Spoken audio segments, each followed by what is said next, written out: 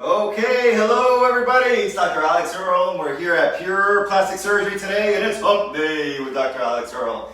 And today we are excited because we have a very special guest here with us today. So today we have our very own CRNA Raquel. Hi. And so she's here because today we're going to talk about a subject that has come up a little bit in the last few days. It's of course a very, very important subject. And perhaps something that's not talked about too often. So I wanted Raquel to come along and talk a little bit about pain control, or just pain really after elective procedures. And so she's going to talk a little bit about that, perhaps some expectations, and what can and cannot be done. Yeah.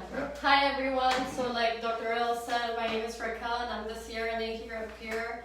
And I just want to start off saying that I'm so happy that you guys trust in me to give you guys anesthesia. I love taking care of all you guys, and I feel honored that you guys allow that for me. Okay, so today I'm going to talk about post-op pain management. And I just want you guys to know that I try my best for you guys to be pain-free. And so I just want to explain to you guys what I do every day, okay? So I use a multimodal approach, which includes opioids and non-opioids, okay? You like the handwriting? Yeah, very nice.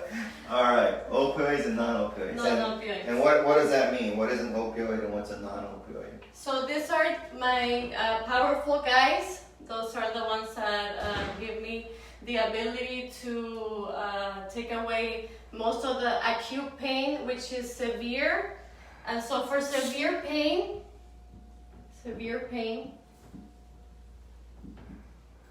should put a vote in, like whose handwriting is better. Oh, I think it's easy. That's right.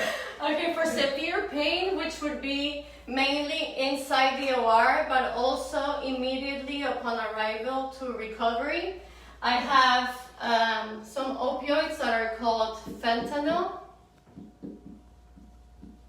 Okay, and then we have here at Pure, which not everybody has, we have sufentanil. Okay, let me tell you a little bit more about sufenta. Okay, this is 5 to 10 times more than fentanyl. Okay, and about 500 times more than morphine. Okay, More powerful. more powerful. So this is my friend. Okay, I use that a lot here at Pure because I don't want you guys to be in pain.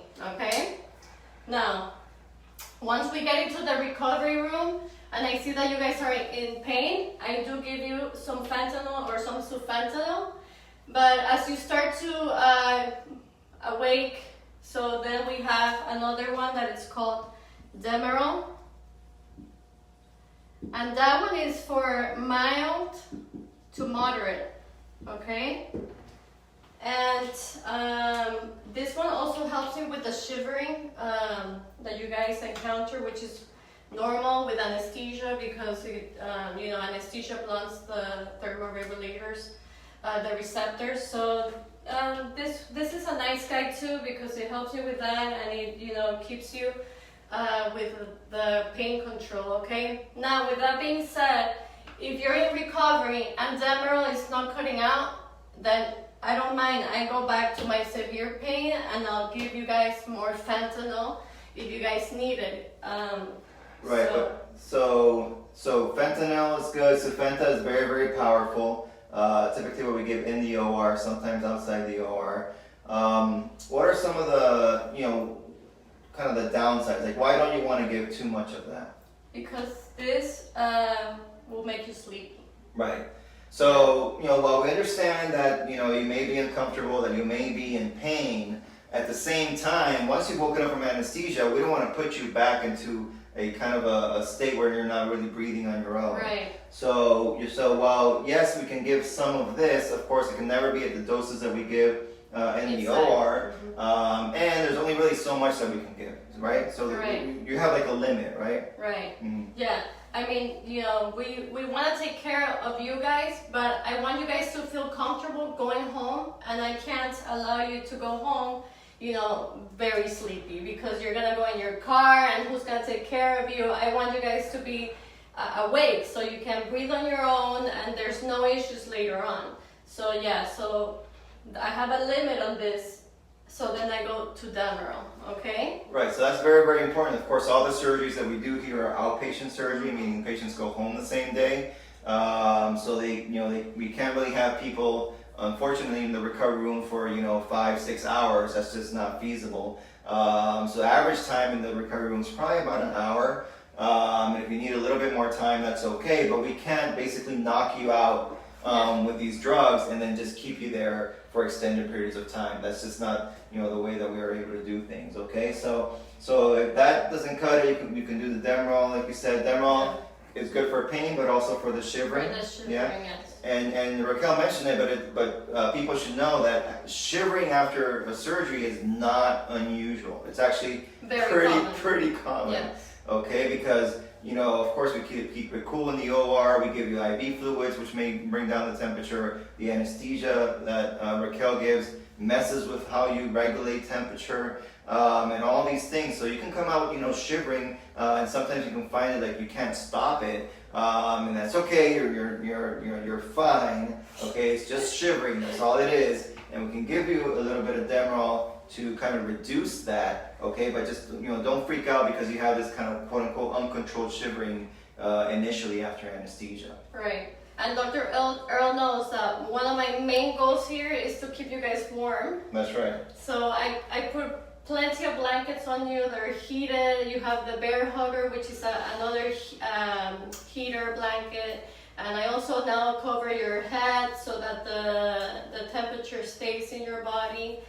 And so yeah, I really try my best to take care of you guys. I always try to put myself in your shoes and treat you guys like family, because I see like it could be my sister, my cousin, my friend, and so I mean you guys really become our family here. So I really like to take care of you guys. And that's right. And Raquel's been getting on me to get a blanket and a fluid warmer, and we're working on that. With the expansion, so as many of you know, we're expanding Pure. We're growing the facility, and so now we're going to probably have the space in the room to be able to get this. I'm sure Raquel here is going to be very, very happy, very happy with that. Yes. All right, good. So we talked about these are all fall into that opioid category, yes. Right? So now let's talk a little bit about the non-opioids. So just to kind of sum it up. Opioids are great, especially for severe pain and kind of moderate pain. That's the upside. The downside is that they can do some respiratory depression. So we don't want to overdo that because you have to go home eventually, right? So yeah, talk a little bit about the non-opioids. Then in addition to the opioids, I use non-opioids in conjunction. Like I said, it's a multimodal approach. So I have a medicine called here Toradol or Ketorolac, sorry, and that is a non-steroidal and NSAID, and that also helps me control your pain and in a long term. So this medicine works longer than the opioid. So it's even working once you get home. So that is a plus that I see in this medicine that I like to use, okay? And then also in the non-opioid falls Tylenol. So you guys can also use Tylenol once you get home, and according to the... Right, so a couple of good points. So the other kind of, not downside, but the one thing you have to know about the narcotics is that the half-life is very, very short. Yeah. So they don't last long, which is what we want, right? Because we don't want you to get home and then get into respiratory depression. That would be very, very bad. So you want something with a short half-life, but the non-opioids, which of course don't have any of those side effects, they can last longer for you, so they'll last, while you're on your ride home and everything else. But one of the questions that we get pretty commonly is, how soon, knowing that you're going to get something in the OR and something in recovery, how soon can I start my Percocet? And so I always tell them you can start it as soon as you need it. As soon as possible, exactly. Yeah. Okay. Mm-hmm. Exactly. So that's right. So you don't, just because we've given you these medications doesn't mean that you then have to wait to have your Percocet. And actually, it's a good idea that whoever your caregiver is, whoever's coming to pick you up has that with them, so that you're not bouncing around in the car depending on how far you are from here without potentially the pain medication in case you need that. It is actually recommended, at least for the first day, to take it round the clock so you don't have pain. So breakthrough pain. Mm-hmm. So just take it, even though you think you don't have pain. Just take the Percocet the first day. What is it, every? Yeah, so I typically prescribe 1 tab every 6 hours. Yeah. And just so everybody understands, that's kind of the baseline and what I prescribe, across the board. However, some people do require a little bit more, and so it's okay to take, up to 2 tabs. And the max would be up to 2 tabs every 4 hours. That would be the absolute max. But I don't recommend doing that right off the bat. You want to take one, see how you do, see how your body reacts to it. Because some people don't have the best reaction to it, okay? And then if you need to increase it from there, then you can do so. The other important thing is you want to try, probably not that first one you're getting in the car ride, but after that, you want to try not to take it on an empty stomach, right? Yeah, crackers is your best friend, okay? Do a lot of crackers, broth, Pedialyte, Gatorade. That will help you guys also feel a lot better. So, for a question for Raquel, when the surgery's ending, if it's ending a little bit soon, how do you wake the patient up? And if the surgery's taking a little bit longer, if that ever happens, how do you keep them asleep? So I'm there inside the OR pretty much 24/7 with Dr. L. We have 100% effective communication, and we're just are aware of everything that is going on. So everything that she uses, it all has a pretty short half-life. So what does that mean? So if surgery's done, she just shuts things off. That's pretty much what you do, right? Yeah. You're like, pretty start turning much. things off. Yeah. That's all anesthesia. You turn it on. Yeah, that's all anesthesia. No, but the point is that as soon I gave Raquel a heads up, I'm like, hey Raquel, I think we're gonna be about 5 minutes. Yeah. We're 5 minutes away, and she starts shutting things off. Yeah. And then if I'm like, you know what, this is taking a little bit longer, we need an extra 20 minutes, Yeah. she, continues with the medications and gases and things, all the things that you do to keep the patient asleep. And Dr. Earl loves that I'm always peeking over the drape, Right. Always. Just to check on our progress. Can a patient request certain types of anesthesia medication that you guys may not have? Not really. I trust Raquel a lot. I've even trusted her with my very own family members. She has a lot of experience. She knows what she's doing. We're not going to be doing kind of like have it your way type, this is what I want type anesthesia. So basically I trust her judgment. So if Raquel says that we need something special, then we'll get it.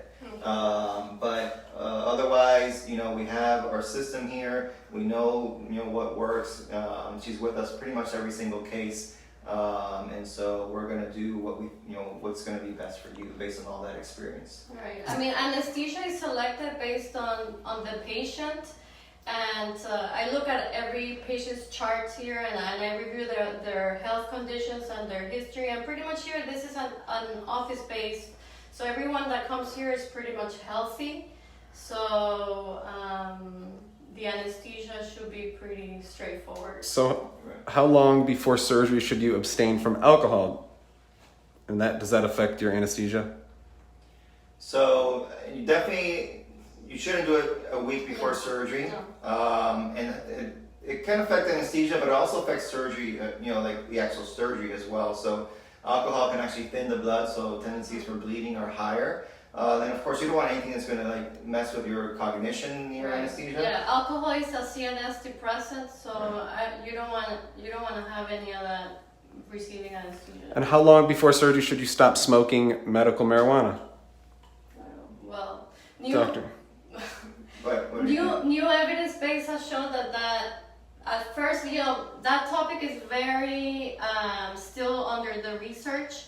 And so at first they came up saying that it doesn't affect anesthesia at all. And now there are new evidence-based practice that is showing that it does affect. So it's still kind of in limbo as to what is the... So now that marijuana is a little bit more prevalent, it's allowed in several states. There are kind of new studies coming out There's no conclusive evidence right now, but as of right now, you know, if you have marijuana in your system, we go ahead and do the surgery. Yeah, we proceed. So it's not a contraindication to surgery, as opposed to, say, for example, nicotine. So nicotine, not so much because of the anesthetic effects, but for me, nicotine can constrict the blood vessels, which means that there's higher chances of wound breakdown, open wounds, infection, and things like that. So typically, if your nicotine is positive, we'll have to cancel or postpone your surgery.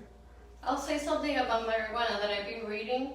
So if you're a chronic user of THC, it causes nausea and vomiting. So it's more prominent on you guys. So it's not always anesthesia. Right. So potentially higher chance of postoperative nausea and vomiting with THC or marijuana. Okay, good point. Another question. How safe is it for a patient who is asthmatic to undergo cosmetic surgery? So if you're asthmatic and it's controlled, so you have your inhaler and you don't have many often asthma attacks, then it's pretty safe. I have all the medicine here in case of an emergency to treat your asthma. We have everything here, so I would say it's pretty safe. Yeah, so like most kind of medical conditions, if they're controlled, then typically we are okay. If they're weak because if you're having asthmatic attacks, then yes, that's not a good time to have surgery then. Does the dosage of anesthesia change if the patient is larger in size? Yes, so anesthesia is by kilograms, and yes, so I base everything off your weight. So it's very important that you tell me your weight. Yes, accurate weight. Yes. Okay, so that's a good point. Yes. Okay, can I go back to this? Yes, please. Okay. Yes. Okay, so with all this being said, I want you guys to know that everyone is subjective, you know, every pain is subjective and everybody feels pain their own way. And in addition to that, also the regimen, the way you react to my pain regimen is different too. So it has to be individualized. So something that works for Dr. L might not work for Tamir. And so I work on that too, in an individualized plan for each one of you guys, okay? Also, I want you guys to have realistic expectations of what this does, okay? So this controls pain, but you guys cannot expect to have zero pain because that is impossible because you are coming here to have surgery, and so that is painful. And it's just very unrealistic to think that you're gonna wake up with zero pain. I can help you control and have it gradually decrease, but it just doesn't happen that you're gonna wake up with zero pain. So yeah, those are great points. Thank you. So so the first point is no two patients will experience this pain the same way, and we see that a lot. We know I do the BBL the same way. I use the same size cannulas. We use the same amount of tumescent fluid. So all those factors don't change. But we will have, say, for example, a BBL patient that'll wake up and they'll just be chilling. And then we'll have some patients that they wake up and you can hear the scream all the way across the hall. And we did nothing different. So it's all about, you know, how that unique patient, you know, experiences it and their perception of pain. What we can say sometimes, like if someone is a total newbie, meaning they never even had kids, never went through a vaginal birth, a C-section, never had surgery, then when you go to one of these more intense surgeries, such as a BBL, they'll probably experience that like more acutely, right? They'll like really feel the pain, as opposed to someone who's had, you know, several surgeries before. It's more like an expectation, of kind of understanding what you're about to feel. And the other thing that we can say is that there's certain surgeries that are of course more painful than others. So for example, you know, a breast augmentation is not really that painful as you wake up from anesthesia, but a full 360 liposuction BBL is probably one of the more painful ones, because it's a whole body type of shock, right? Because we're not just focusing on a specific area like the breast, but you know, we're doing lipo 360, meaning the entire trunk. So so when the patient wakes up and they're like pain naive because he's never had any surgery before, they're like, oh boy, like what the hell just happened?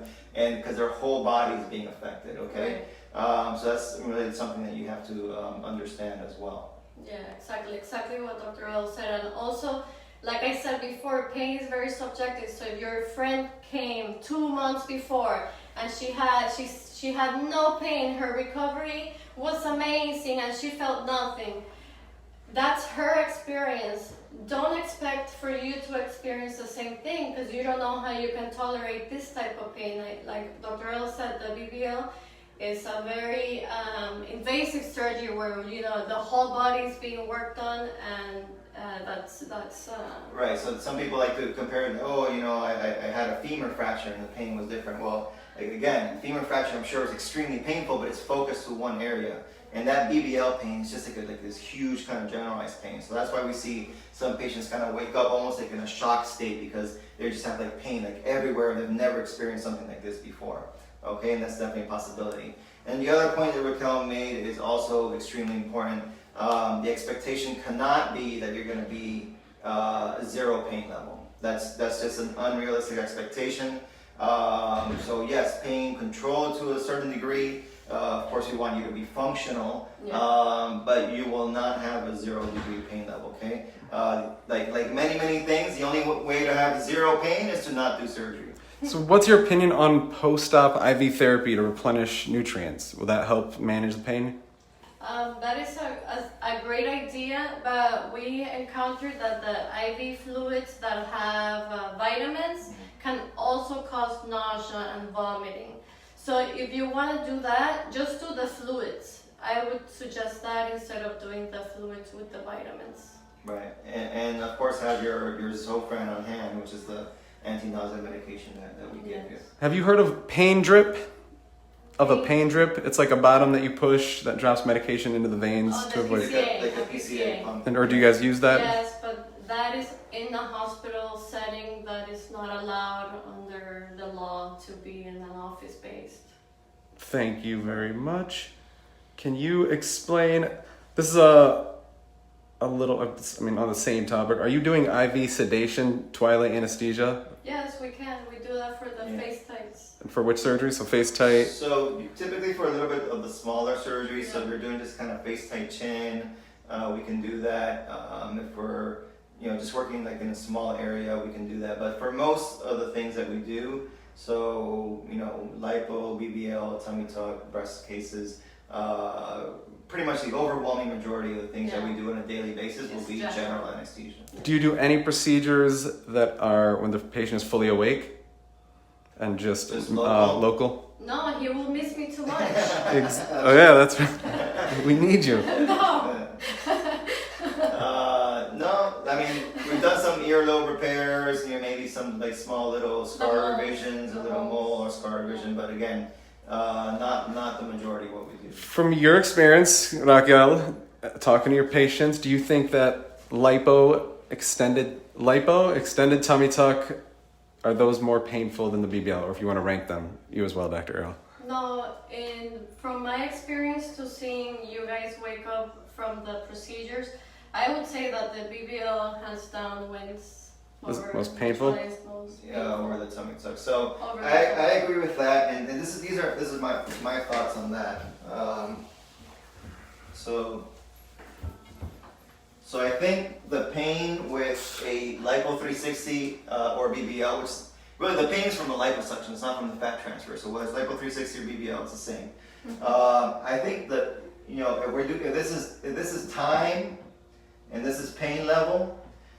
From a lipo 360, it starts off very high, very acute, acute, and then even the first few hours, it starts to come down, and then maybe kind of there, and then after about, I would say 48 hours, it like really starts to come down, okay? So the thing with the lipo is that with the lipo 360 BBL is that initial kind of shock pain. Acute. That really acute kind of shock. And once you get over that hump, then you really start feeling a lot better fairly quickly. Now, when you do say a mommy makeover, you're not gonna start so high, okay? So you're not gonna start so high. It's not that huge shock pain. It's very localized to the breast and the tummy, okay? But what happens though is that it doesn't come down that quickly. It kind of takes a lot longer for it to come down. Now we're talking, so this is like in 48 hours down. This is like it's taking you, like at least 2 weeks to get there. So it's different in terms of the initial intensity and then how quickly it comes down. Next question. What is the funniest thing that you saw from a patient falling asleep or waking up after surgery? Any stories? I have many, but HIPAA. HIPAA. Good answer. That was a test. Yes. So it's probably them asking right now. What is the optimal BMI that for you, Dr. Earl, that you would work on for a BBL? That you think? So my max BMI right now is 30. Okay. I think for a few reasons, of course, but I think in terms of also getting kind of optimal results, I think that's a kind of a good max BMI. However, as a lot of you know by now, we're going to be having a new surgeon coming in, Dr. Vidal. Her max BMI is going to be a little bit higher. I believe it's either 30. I believe it's 34. So she's going to be happy to work on those patients that are a little bit higher BMI. So for a patient that wants to work with you, Dr. Earl, can they book with you if they're above the BMI and then have time to get within range? Only if they're very, very close. And I know it sounds a bit harsh, but the reason is, and we know this from experience, is that we've had quite a few patients that were higher BMI. They promised they were going to get down and couldn't make it from surgery.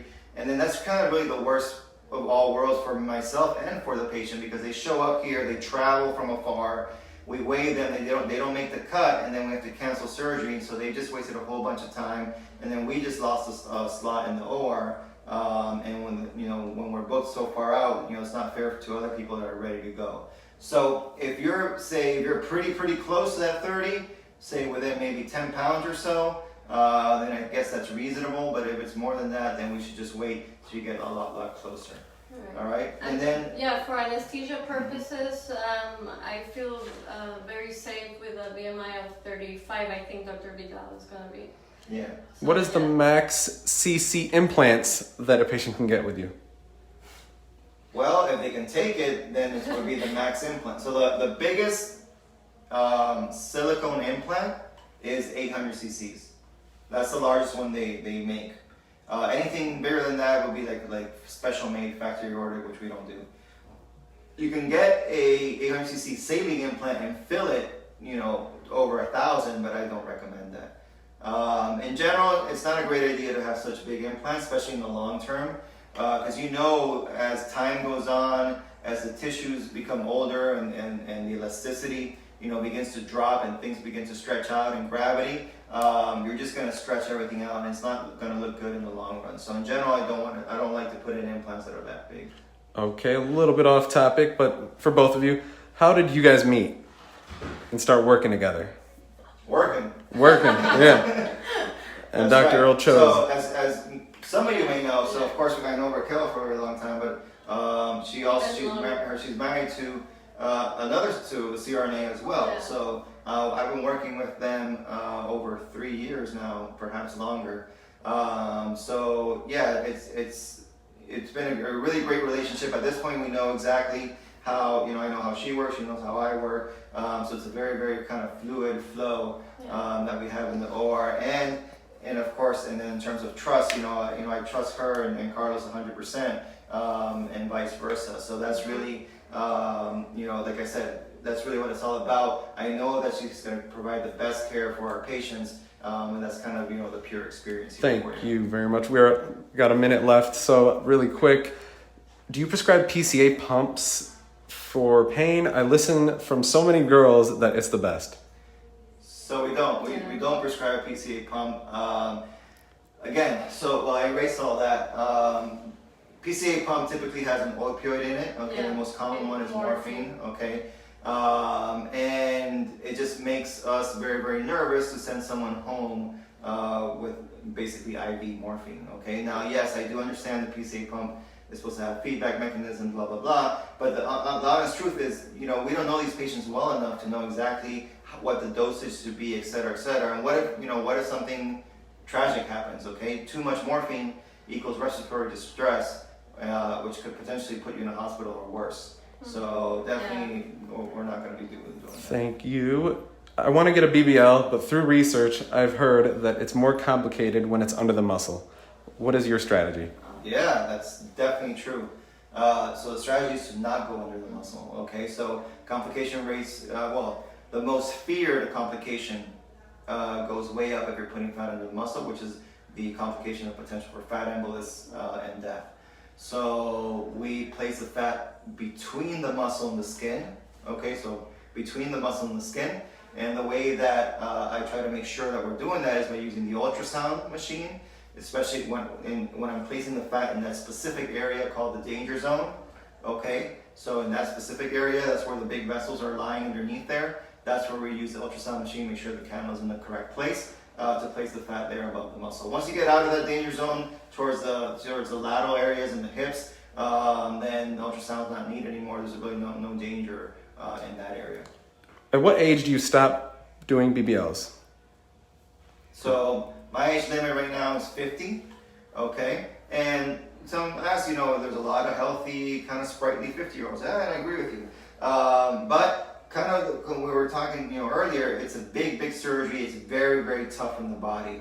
And we've just found over our experience that patients that are over 50 have a significantly harder time of recovery. Yes. And so they don't tolerate anemia as well. They don't tolerate some of these pain issues as well. They get dehydrated, quicker, and things of that nature. So my top age is 50. That's kind of my personal thing. I think it's reasonable, potentially up to 55. I think that's okay with where your thoughts are. Yeah, exactly what Dr. L said, that, we have experience on the, older population, 50 and above, that they don't tolerate the anemia very well, and, they kind of have a harder time recovering. So that is the reason why. But anesthesia-wise, everything is safe. Okay, well... Yeah, the main thing is to make sure that you're healthy, okay? Yeah. So you can have very healthy 50-year-olds, you can have very unhealthy 35-year-olds, right? Yeah. So it's not just about one thing. It's not just about one number such as the BMI or one number such as your age. It's everything together, okay? So we got to look at your age, your BMI, your health history, your labs, and that's part of what Raquel does here. Yeah. So she goes over every single patient's chart, okay? She goes over all their vitals, all their, their statistics, their BMI, their height, their weight, their past medical history. Medical condition, medicines that you might be taking, past surgical history, everything. I take everything into consideration, and then we move forward with that. All right. Okay. 2 more questions, one for you, Dr. Earl, and one for you, young lady. First, Dr. Earl, when can I lay on my stomach after my mommy makeover, including lift with implants? I'm 6 weeks post-op today with you. Woo-hoo, congratulations! All right, that's right. Excellent. So, if you got implants, I would want you to wait actually a little bit longer. So I probably would want you to wait to lay like completely on your belly, on your implants. I would say you wait at least 3 months, okay? Now, if you want to be already starting to lean a little bit on the side to get more comfortable and things like that, that's okay. But yeah, just give the implants a little bit more time. Remember, implants don't fully settle until about 3 months out. So if you start laying on them, that may cause things to settle in a way that we're not anticipating, and we certainly don't want to do that. So let's do 3 months for any implant cases. All right, thank you. And last question, Raquel. Go ahead. When it comes to pain management during mommy makeovers, what is your opinion on using Exparel? Oh, we love it. Yes. We love it here. It's the best thing that Dr. L thought about. Okay. So, all the patients that get Exparel, they wake up beautiful in the recovery room. I'm not gonna say zero pain because, like we said before, nothing will guarantee you zero pain, but you do wake up with less pain. Yeah, I agree with that. I think Exparel is a great medication. It works as well for all our tummies.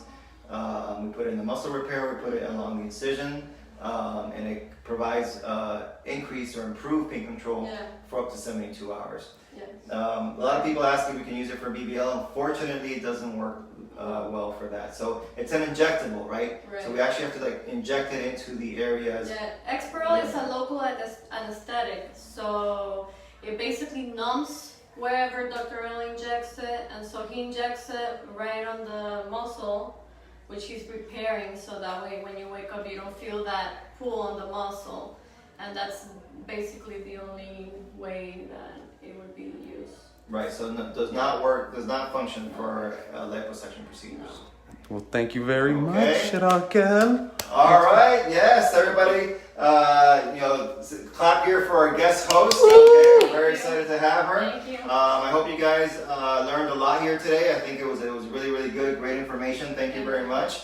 And we look forward to seeing everybody on our next hump day, which will be approximately 3 weeks from now. Whoa. Okay, because the entire team, including Raquel, Yes. we will be on vacation for the next 2 weeks. Okay, so we're getting a very well-deserved break here. So I look forward to seeing everybody back on Hump Day with Dr. Alex Earl in 3 weeks. Take care. Ciao.